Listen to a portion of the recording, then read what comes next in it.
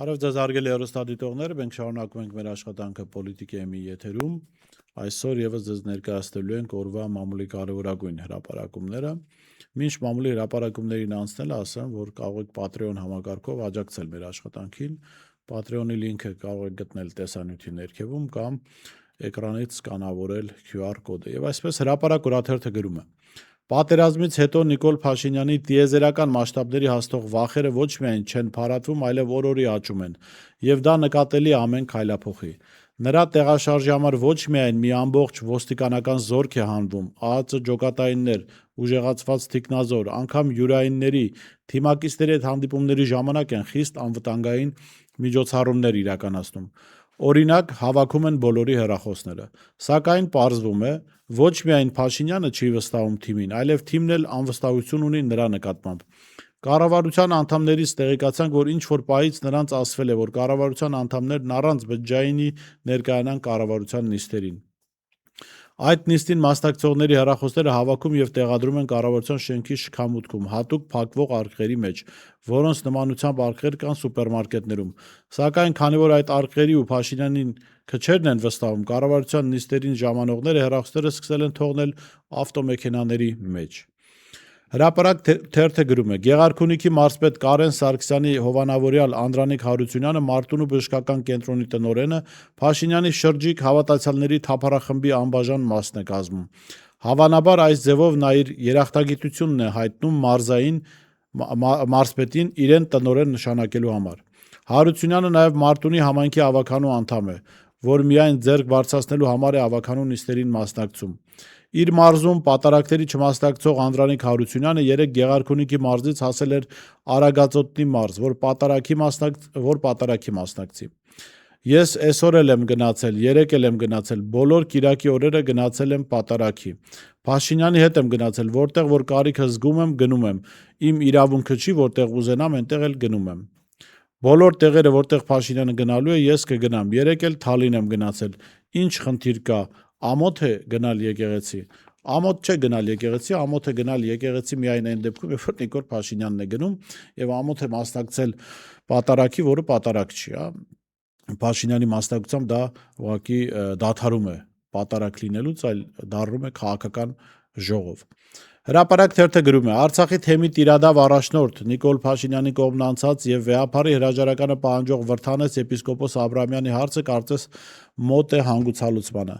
Մենք տեղեկացանք, որ Արցախի նախագահի պարտականությունները կատարող, ինչպես նաև այժմ նախագահ Աշոտ Դանիելյանը մայրաթորում հանդիպում է ունեցել վեհապարի հետ եւ փոխանցել արցախցիների մեծամասնության խնդրանք կոչը թեմի առաջնորդի փոփոխության մասին։ Նրան առաջարկել են այդ պահանջը ֆորմալ ձևակերպել եւ նամակով ներկայացնել։ Ապա վստահեցրել են, որ անպայման հարցը կմտնի օրակարգ։ Արցախցիներն ակնկալում են, որ առաջիկայում կայանալիք եպիսկոպոսատ ժողովում թեմի տիրադավ առաջնորդը կզրկվի կարգավիճակից եւ նրան տեղապահ կնշանակեն։ Ժողովուրդ օրաթերթը գրում է. Օրաթերթի տեղեկությունների համաձայն իրավապահ համակարգում վերջին օրերին նկատվում է նախկինում մեծ հանրային հնչեղություն ստացած քրեական գործերի համախմբման իմի բերելու միտում։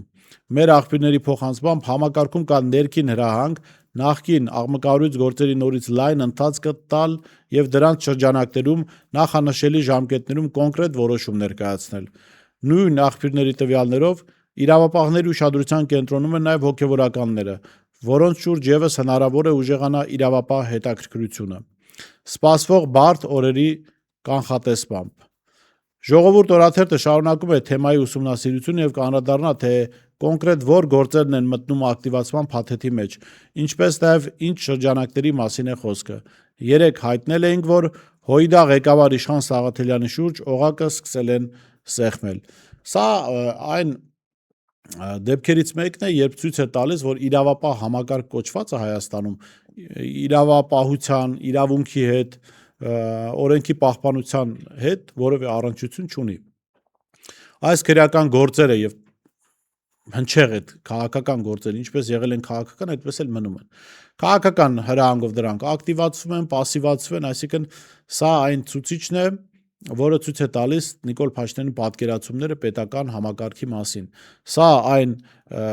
կետն է, որտեղ պետական համակարգը, իրավապահ համակարգը դադարում է իրավապահ լինելուց եւ դառնում է ուղղակի գործիք քաղաքական իշխանության ձեռքին, իսկ դա նշանակում է, որ երկարաժամկետ առումով պետությունը լրջագույն վնասներ է կրում, մարդիկ չեն վստահում իրավապահ համակարգին, մարդիկ չեն վստահում դատական համակարգին,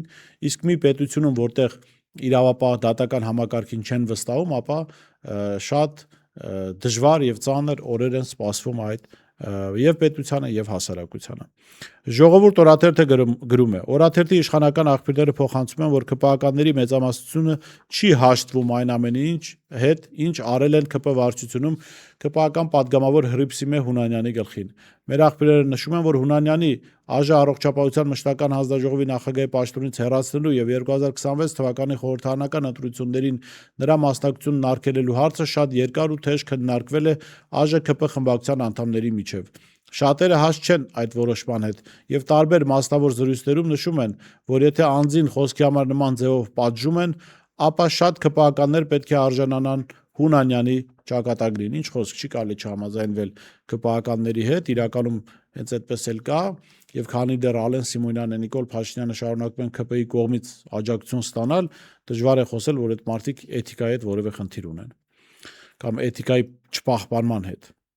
Հրապարակ թերթը գրում է. կառավարության մեր աղբյուրները հայտնում են, որ Ադրբեջանից 4-րդ կարգի հացահատիկ եւ դիզվառելիք ներկրելուն զուգահեռ բանակցություններ, աշխատանքներ են տարվում այն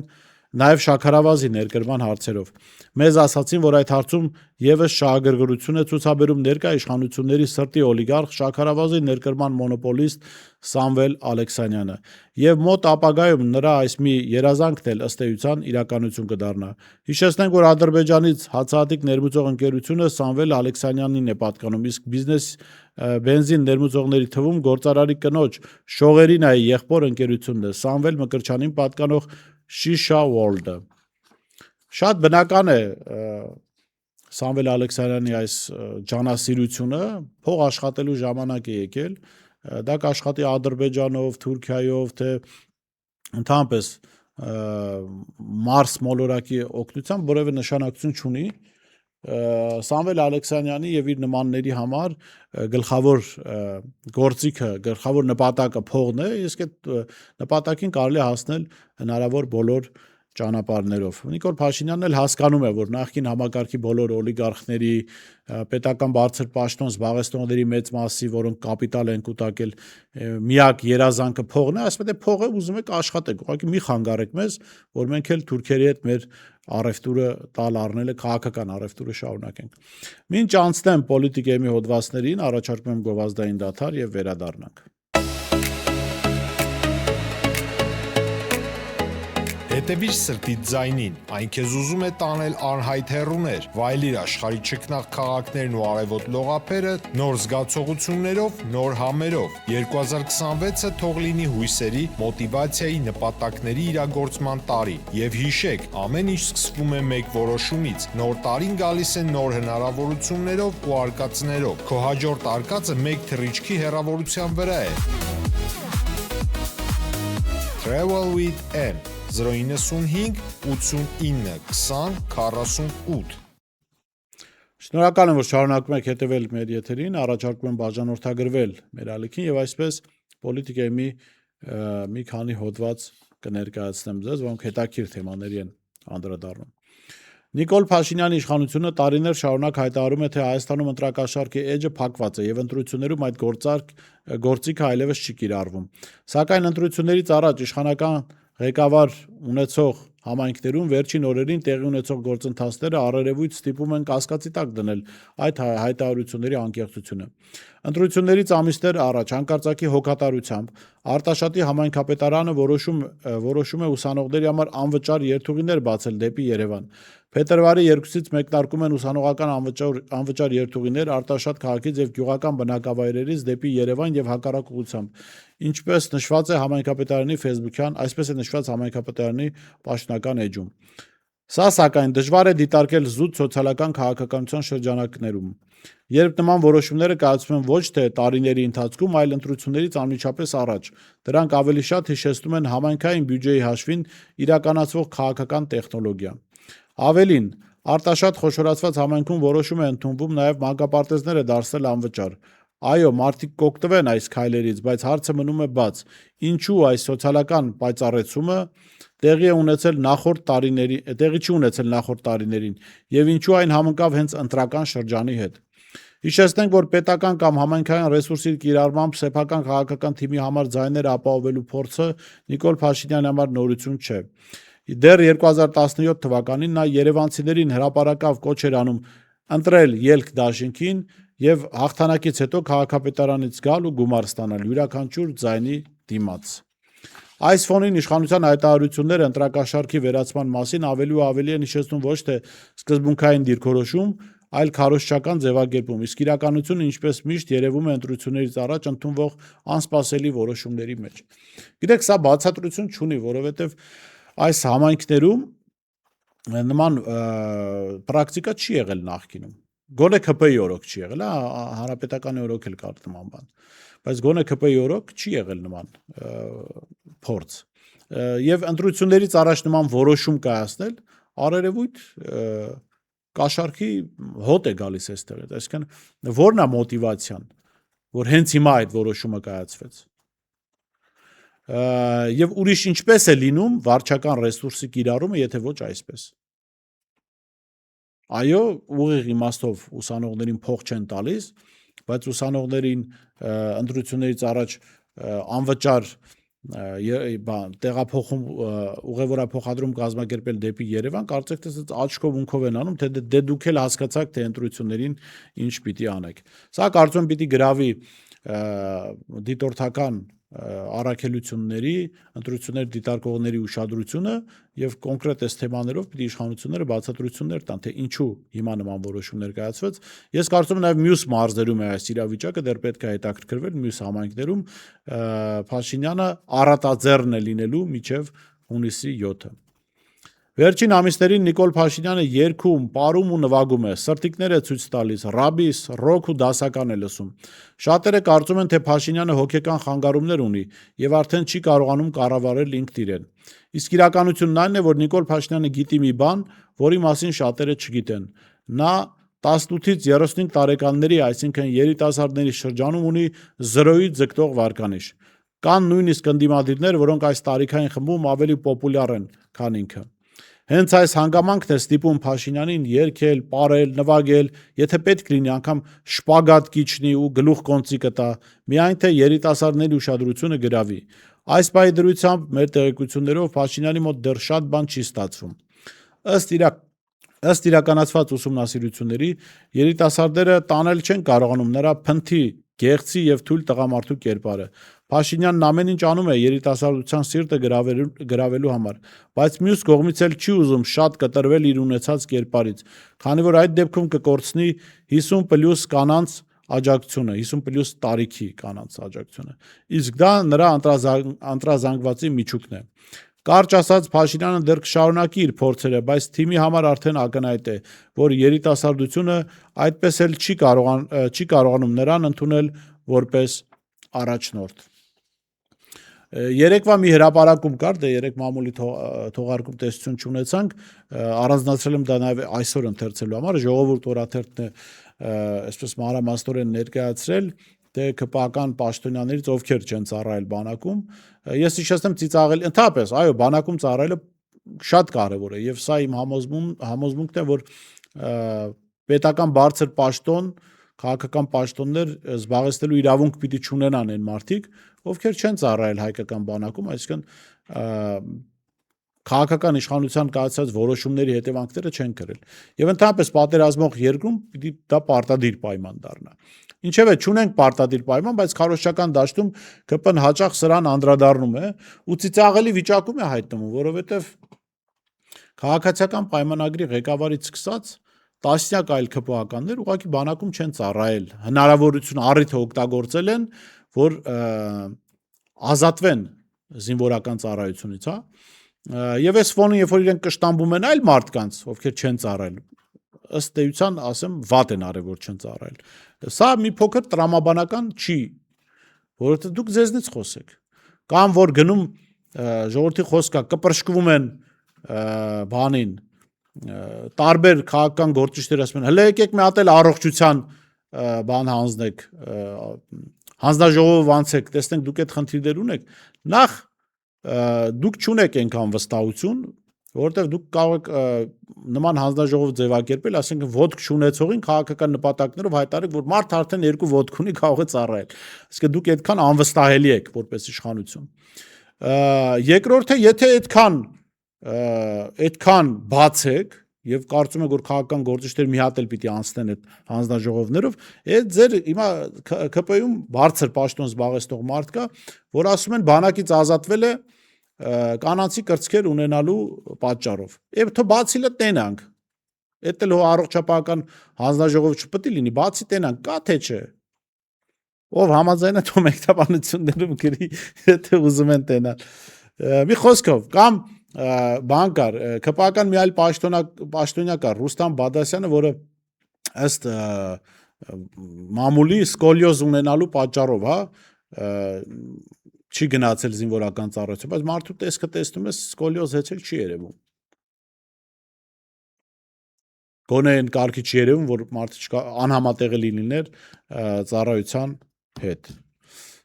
Կամ մեկը ունեք ԿՊ-ում падգամավոր, որը իրեն գժի տեղ է դրել, ինքնավնասմամբ ազատվել է զինվորական ծառայություն։ Չնայած ես կարծում եմ ինքը իրականում գիժ է, միակ դեպքն է, որ ես համոզված եմ, որ իրեն օրենքով են ազատել զինվորական ծառայությունից, սեպտեմբերը անգրագետ։ Ժողովուրդ օրաթերթը ուրեմն գրում է. օրերս հրավիրված ասուլիսի ժամանակ պաշտպանության նախարար Սուրեն Պապիկյանը հայտարարեց, որ ՊՆ-ում աշխատող բոլոր այն ծնողներին, որոնց զավակներն ունեն այլ երկրի քաղաքացիություն, իսկ ինչպես քաղաքացիություն ազատել է աշխատանքից, իսկ ինչպես է ստացվել, որ իշխող ուժի շատ անդամներ չծառայելով դեռ պաշտոն են զբաղեցնում։ Այսպիսով, օգտվելով մամուլի հրապարակումներից եւ այլ հրապարակումներից, որոնք նախկինում գրել է Արմլուրը, ներկայացնում ենք, թե ԿՊ-ականների որ պաշտոնյաները եւ նրանց երեխաները չեն ծառայել հայոց բանակում եւ ինչ խնդիրներով։ Բանակում չի ծառայել Նիկոլ Փաշինյանը։ Նա ազատվել է բանակից, քանի որ ինչպես ավելի վաղ պարզաբանել էին կառավարությունից 91 թվականի դեկտեմբերին ուժի մեջ մտած զինապարտության մասին օրենքի 23-րդ հոդվածի սահմանված պարտադիր զինվորական ծառայությունից ազատման հիմքերն են, որոնց շարքում ազատման իրավունք է սահմանվել նաեւ այն անձի համար, որի 2 եղբայրները անցել են պարտադիր զինվորական ծառայություն։ Հարց է առաջանում. Նիկոլ Փաշինյանի եղբայրը, որը հաշմանդամ է, արդյոք ընդհանրապես ծառայել է բանակում թե ոչ, եւ միջև բանակն է այդ հաշմանդամություն ունեցել, որովհետեւ եթե միջև բանակը այդ հաշմանդամություն ուներ, հաստատ պիտի որ ինքը ծառայած չլիներ։ Դե սկսեք ցույց տալ այդ փաստաթղթերը, թող մարդիկ տեսնեն։ Ուրեմն վարչապետի աշխատակազմի ղեկավար Արայիկ Հարությունյանը եւս չի ծառայել բանակում առողջական խնդիրների պատճառով։ Նույն պատճառով պարտադիր զինվորական ծառայությունից է նաեւ ազատվել նաեւ վարչապետի նախկին գլխավոր խորհրդական շրջակա միջավայրի նախկին նախարար Հակոբ Սիմիդյանը։ Այստեղ հիշեք, այս անունները երբ որ կարդում դուք արդեն մամուլում որ փնտրեք, կտեսնեք թե ով պիտի բացի ու մենք տեսնենք նա կանանցի կրծքեր ունի թե չէ։ Ուրեմն տարածքային կառավարման եւ ենթակառուցվածքների նախկին նախարար Գնել Սանոսյանը չի ծառայել, ընտանեկան կարգավիճակով պայմանավորված։ Բանակ մեկնելու շրջանում ծնվել է նրա երկրորդ երեխան, ինչի շնորհիվ էլ նախարարը պարտադիր զինծառայության չի մեկնել։ Աստված պահի բոլորի երեխաներին, բայց ակնհայտ է, որ այս տրյուկը անում էին բանակից ազատվելու համար։ Արտաքին գործերի նախարար Արարատ Միրզյանը եւս բանակում չի ծառայել, քանի որ գիտությամբ զբաղվելու համար ակադեմիական տարկետում է ստացել։ Փոխարտգործ նախարար Վահան Կոստանյանը նույնպես չի ծառայել բանակում, գիտությամբ է զբաղվում։ Արցախը հանձնելուց էին գիտությամբ զբաղվում։ Աշխատանք եւ սոցիալական հարցերի նախկին նախարար ԱՄՆ-ում ՀՀ դեսպան Նարեկ Մկրտչյանը չի ծառայել բանակում առողջական խնդիրների պատճառով։ Նույն պատճառով բանակում չի ծառայել Հայկ Կոնջորյանը։ Կառավարության աշխատակազմի նախկին ղեկավար այժմ ԱԺ արտաքին հարաբերությունների մշտական հանձնաժողովի նախագահ Էդուարդ Աղաջանյանն եւս պարտադիր զինվորական ծառայությունից ազատվել է առողջական խնդիրների պատճառով։ Իսկ առողջապահության նախկին նախարար այժմ ԱԺ աշխատանք եւ սոցիալական հարցերի նախարար սխալը գրված կառավարության աշխատանք եւ սոցիալական հարցերի նախարար Արսեն Թորոսյանը առողջական խնդիրների պատճառով կիսատ է թողել ծառայությունը։ Շուրջ 1 տարի է ծառայել։ ԱԺ պետաիրավական հարցերի մշտական հանձնաժողովի նախագահ Վլադիմիր Վարդանյանը, էկոնոմիկայի նախարար Գևորգ Պապոյանը եւս չեն ծառայել գիտությամբ զբաղվելու հիմքով։ Իդեպ կիսատ է թողել նաեւ ԿՊ-ական падգամավոր Ռուստամ Բաքոյանը, էլի առողջական խնդիրների պատճառով։ ԿՊԱ-ականների շարքերում շատ են բանակում չծառայեցներ հատկապես առողջական խնդիրների պատճառով, այսպես պատգամավորներ Բաբկեն Թունյանը, Սարգիս Խանդանյանը, Անդրանիկ Թևոնյանը, Վաղարշակ Հակոբյանը, Համբարձում Մաթևոսյանը, Սերգեյ Մովսիսյանը, Արեն Մկրչյանը բանակում չի ծառայել հենց առողջական խնդիրների պատճառով, պատգամավոր Կարեն Սարուխանյանն եւս չի ծառայել բանակում, զինծառայությունից ազատված են ԿՊԱ-ական պատգամավորներ Վահե Ղալումյանի երկու որդիները, Աշոտ եւ Վլադիմիր Ղալումյանները, զինծառայությունից ազատված են նաեւ ԿԸ նախագահ Վահագն Հովակիմյանի երկու որդիները, Միսակ եւ Նարեկ Հովակիմյանները։ Հետաքրքիր է թե արդյոք Պաշտպանության նախարարությունը քննություն կառնի հետեւյալ ցանկը։ Ասեն որ զինծառայությունից ազատվել է նաեւ Անդրանիկ Քոչարյանի մի որդին առնվազն, այնպես որ ցուցակը ամբողջական չի, այսինքն երբ որ նայում ես ԿՊ-ի ցուցակը, կառավարող ուժի առաջին շարքերը, ժողովրդի ասով սրանց կեսը հիլոտ են, կեսը գիտնական, բայց հիլոտի պահով կարելի է համաձայնվել, գիտնականներ սրանք չեն։ Ովքեր են գիտությամբ, ասենք Գևորգ Պապոյանը գիտնական է, Վահան Կոստանյանը գիտնական է, Արարատ Միրզոյանը գիտնական է, ինչ հողեր հանձնելու հարցով են գիտական թեզ պաշտպանել։ Թուրքերին տալու, ծառայելու հարցով են գիտնական եղել սրանք։ Բայց հետո հարց է առաջանում, հարց է գալիս այստեղ, թե այդ ոնց է ստացվել, որ ԿՊԱ-ական ամբողջ վերնախավը, գրեթե 90%-ը նախկինների ժամանակ ազատվել է զինվորական ծառայությունից։ Ժողովուրդը հենց անարդարությունից էր զզված, բայց ինչ պարզվեց։ Պարզվեց ժողովուրդը ինչից զզված է, այդ անարդարությունից օգտվողներն են բերվել իշխանության։ Այո, զինվորական ծառայությունից ազատվելը շատ վատ բան է, եթե առողջական լրջագույն խնդիրներ չկան։ Եթե հիմա մարդը իրականում, ասենք, կանացի կրծքեր ունի, գնա բանակ ինչ անի։ Իրականում շատ անհարմար բան կստացվի, կարող է սпасել հիմա, օրինակ կանանցել են տանում բանակ, հիմա գնար։ Ընդ որում կարող է հիմա դիմել ու գնալ։ Բայց եթե իրականում մարդը կատակը մի կողմ, եթե մարդը իրականում խնդիր ունի առողջական, հասկացանք։ Բայց ոնց է ստացվել, որ ԿՊ-ի ամբողջ վերնախավը, գրեթե 90%-ը հիվանդ են ու գիտնական։ Բա պիտի պարզել, չէ՞, գուցե այնտեղ կան հիվանդներ, որոնք պետական կառավարման հետ իրենց հիվանդությունը համատեղելի չէ, ասենք խելագար է մարդը։ Հոգեկանը։ Էպես որ այո, թեման լավ է որ բացել են, բայց առաջինը դուք առաջին շարքերում կանգնած ԿՊԱ-ականներ ցույց տվեք այն օրինական պատճառները, որով չեք գնացել զինվորական ծառայության, եթե առողջական խնդիրներ են, հիմա մի հատ էլի անցեք ստուգում, ընդ որում անկախ ուժ հաստատություններում անցեք ստուգումներ, հանրային թող հանձնաժողով ձևավորվի, թող ստուգեն եւ ընդդիմադիրներին եւ իշխանության ներկայացուցիչներին, ովքեր ազատվել են զինվորական ծառայությունից։ Ոչ մեկ այդտեղ վեճ չունի, բայց ձեզնից սկսեք։ Որովհետեւ դուք նախկինների ժամանակ բոլորը գրեթե թռած եք բանակից եղել։ Ոնց է ստացվել, որ համ ընդդիմադիր եք եղել, համ իշխանությունը այնքան ջերմ է գտնվել ձեր նկատմամբ, որ կեսիդ հիվանդ է հանել, կեսիդ գիտնական։ Այսօր այսքանն էինք առանձնացրել օրվա մամուլի հրապարակումներից, կհանդիպենք վաղը։